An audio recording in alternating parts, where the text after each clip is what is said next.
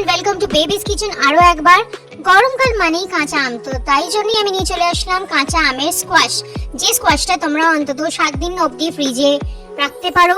গরমকাল তো প্রত্যেকেরই লিকুইডটা প্রচুর পরিমাণে প্রয়োজন। তো চলো শুরু করা যাক। প্রথমেই দেখতে পেলে তোমরা আমি এরকম কাঁচা পাকা আম নিয়ে নিয়েছি।